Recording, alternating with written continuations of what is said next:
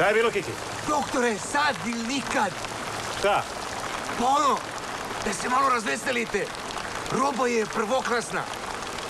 Boga mi. Ne mogu. Doktore, ajde, daću malo u naučne svrhe da probate. A ne bih nudio da nije prvokrasna.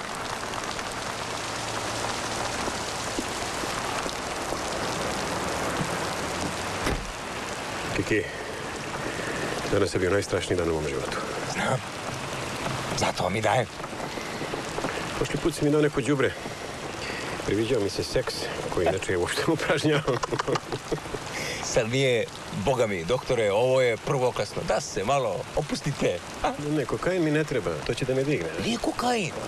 A šta je to? Nešto mnogo bolje, jače i lepše. A pošto je? 100. Čega 100?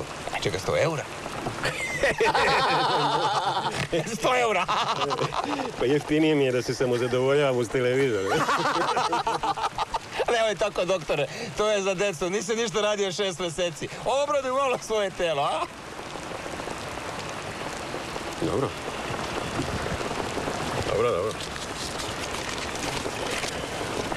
Samo da znaš, ti sad koristiš moju nesreću. Pa i vi od toga živite, doktore. Pa i to je tačno.